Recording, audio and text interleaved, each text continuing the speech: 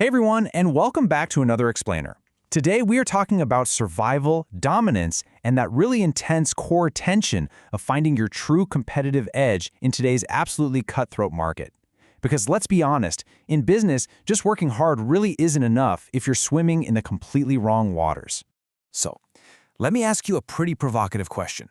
Would you rather fight a bloody, exhausting battle for a tiny little prize, or would you rather just own an entire treasure island all by yourself? I mean, the choice seems obvious, right? But this perfectly sets up the ultimate strategic metaphor we're going to unpack today: red versus blue oceans. Okay, let's dive into this. Here is our roadmap for today. First, we'll map out the overall market strategy landscape. Then, we'll talk about surviving red oceans, discovering blue oceans, putting those two strategies head-to-head, and finally, exactly how to execute your master plan. Let's kick things off with Section 1, the market strategy landscape. Now, it is absolutely vital to establish right out of the gate that strategic planning does not happen in a vacuum, and this brilliantly illustrates exactly what I mean. You've got external forces constantly pushing on you, things like the broader economy, legal changes, and rapid tech shifts. But at the same time, you have internal forces pulling from the inside: your organizational culture, your human resources, your physical assets. Your specific strategy has to sit dead center, dynamically shaped by all these competing pressures. You really have to understand these forces before you even think about picking your battlefield. Moving right along to Section 2, Surviving the Red Ocean. So, what exactly is a red ocean? Well, think of it as the traditional, hyper-competitive arena that most businesses are currently sweating it out in today. It's all about competing in an existing market space. You're out there actively trying to outperform your rivals just to capture and exploit whatever demand already exists. It's a crowded space where companies are constantly battling for a very limited, saturated piece of market share.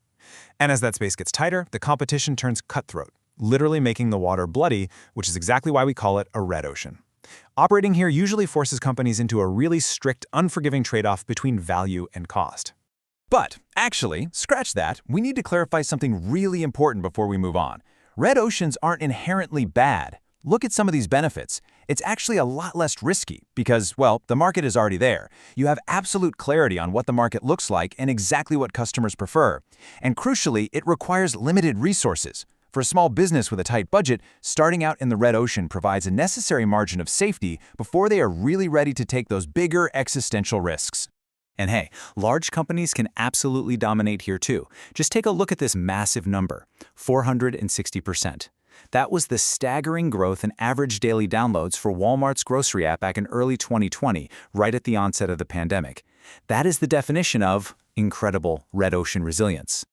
And that resilience, it translated directly to the bottom line, with a 26.8% increase in Walmart's operating income during that exact same period.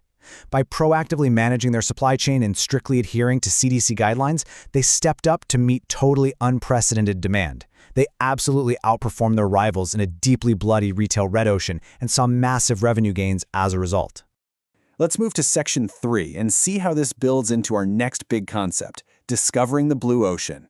So, think about this. What if you just didn't have to fight the competition at all? What if you could invent an entirely new market out of thin air? Enter the blue ocean strategy. Coined by INSAD professors Kim and Mauborn, this strategy is all about creating an uncontested market space and generating totally brand new demand. The goal here isn't to beat the competition, it's to make the existing competition completely and utterly irrelevant. You aren't fighting for a tiny slice of the existing pie, you're baking a completely new pie. The absolute magic key to doing this is value innovation. This is the cornerstone of the whole blue ocean philosophy. It means you are synergistically driving down costs while, at the exact same time, driving up value for your buyers. It's amazing because you completely shatter that traditional value-costs trade-off that plagues all those companies fighting it out back in the red ocean. Steve Jobs actually captured this blue ocean mentality perfectly back in 2001. Now, what's really interesting here is how he phrased it. He said they created a completely new category of digital music player with the iPod, allowing all to put individual whole music library in individual pocket. Apple didn't just look at existing clunky CD players and try to make them $5 cheaper. No way.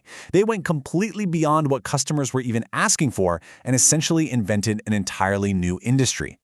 All right, part 4, red versus blue strategies. Let's go ahead and put these two strategic philosophies in the ring for a direct side-by-side battle.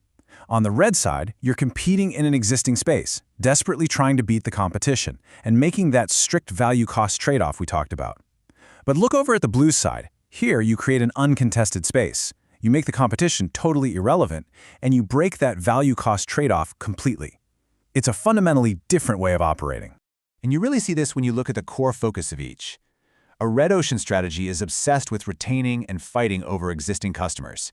It's a tug of war. But a blue ocean strategy focuses on converting non-customers into prospective customers.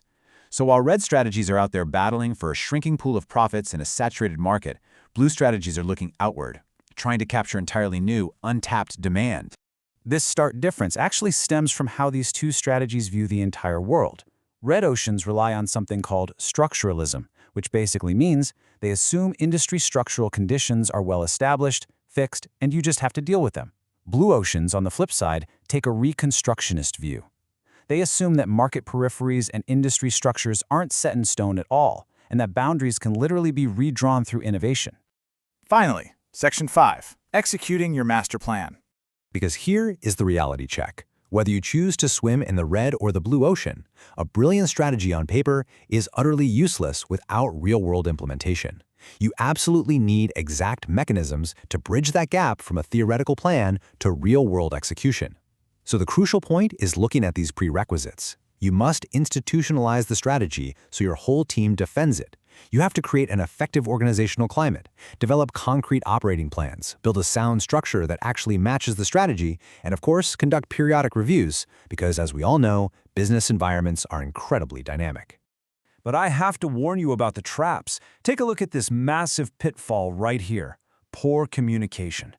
Our sources really highlight that failing to properly inform employees about the plan or keeping them in the dark about their specific individual contributions is a massive trap that will completely ruin your strategic implementation. Simply put, if your team doesn't deeply understand the what and the why, your master plan is going to fail before it even starts. Well, we've covered a ton of ground today, looking at the intense, cutthroat waters of existing markets and the massive, wide-open potential of uncontested spaces. So I'm going to leave you with this final provocative thought. Your market is out there waiting. Will you fight it out in the red, or are you going to create the blue? Take a really hard look at your own competitive environment and decide where you want to swim. Thanks so much for joining me on this explainer, and keep learning.